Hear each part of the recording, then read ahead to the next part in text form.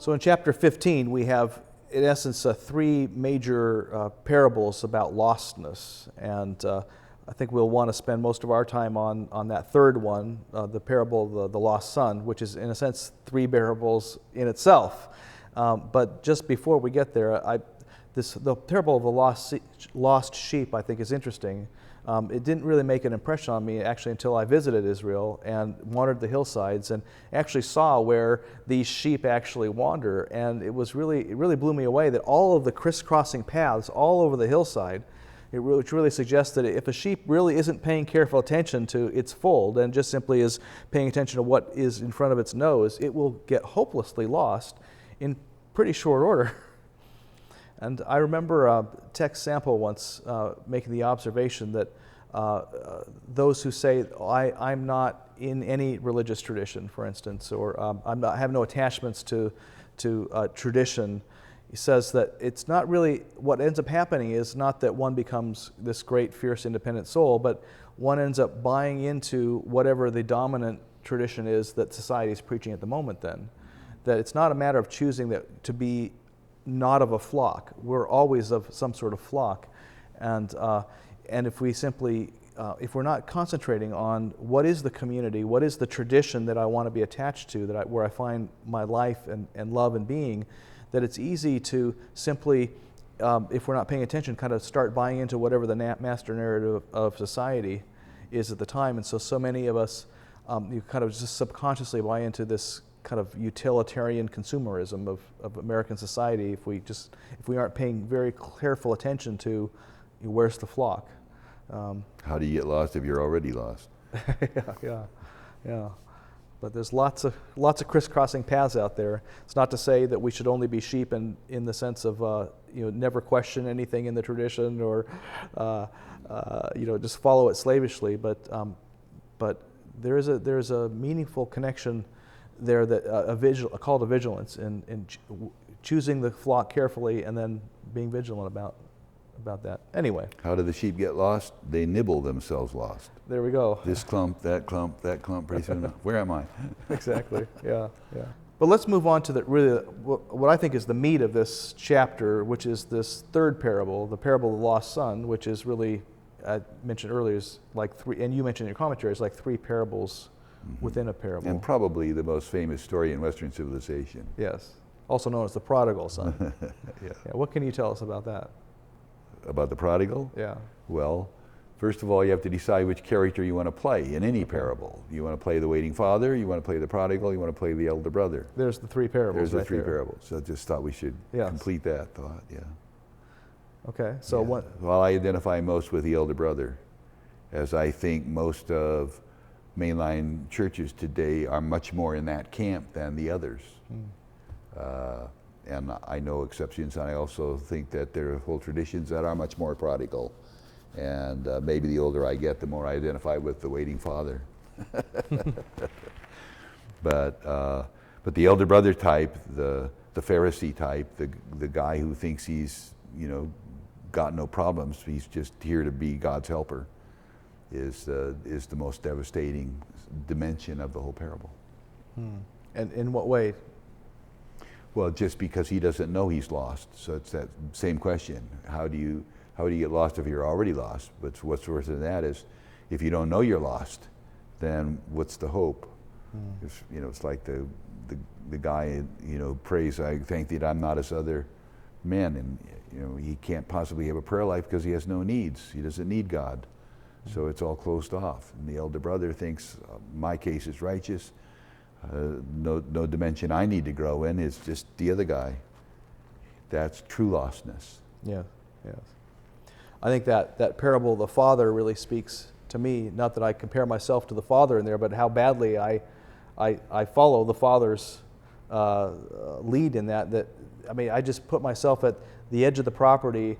He's waiting there for that lost son, and he's not chasing after that lost son into that faraway land. And just the amount of resolve it would have taken not to chase after this son who you love, as much as life itself. An unearthly patience. Exactly.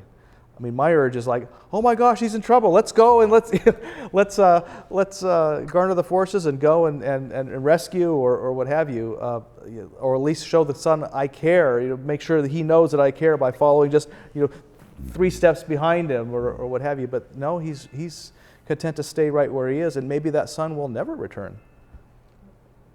You just don't know. Yeah, well, if you knew he'd return, there wouldn't be any issue.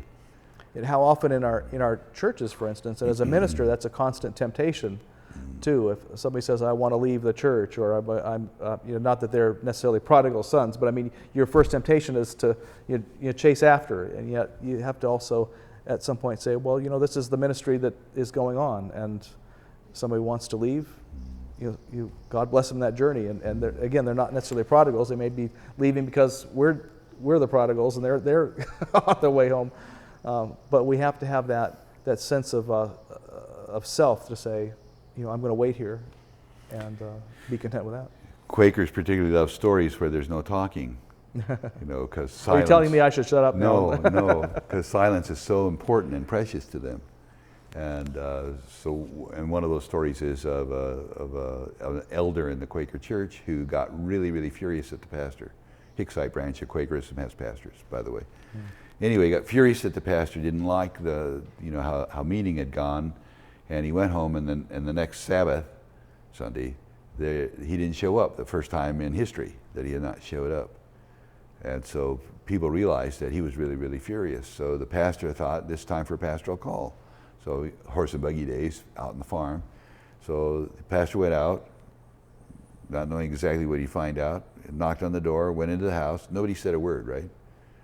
And the guy is not impolite enough, to throw him off his place, but they sit there and neither person says anything. It's cold and there's a fireplace.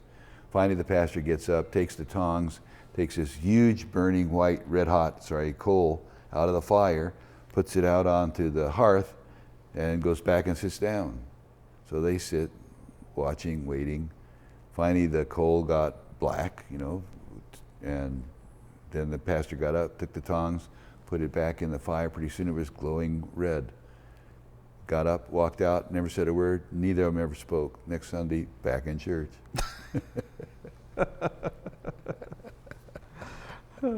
Don't try this at home. That's a parable. I think that's great. That's beautiful. Anyway, I think it's really important for us to realize that Jesus never, ever, ever finishes a parable. And to me, this is mark of his incredible, I don't know if you want to call it faith in us, but his, appreciation and his respect and his amazing attitude to let people grow into their own and not always, be forcing or trying to coerce them. But anyway, I think that it's just incredible that he waits and waits and waits for us all the time. And so with all of his parables, he does not bring them to any conclusion. You can only end a Jesus parable by the way you live.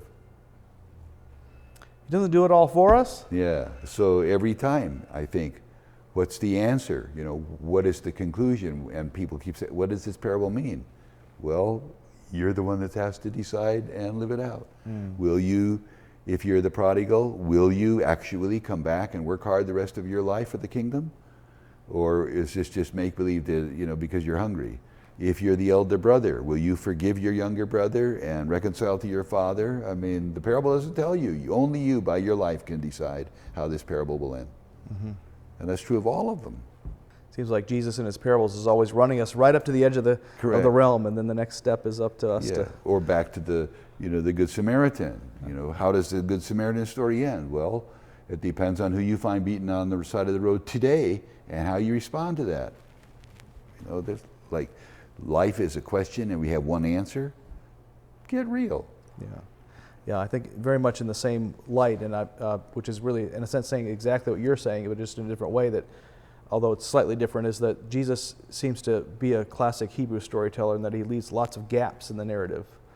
So even before he's got to the end of his parable, he's left enough gaps in there that we really can't even understand the flow of the narrative unless we throw ourselves into those gaps. And that is such a classic Hebrew storytelling technique. And yet he gets them started with such incredible depth. Yes. Yeah.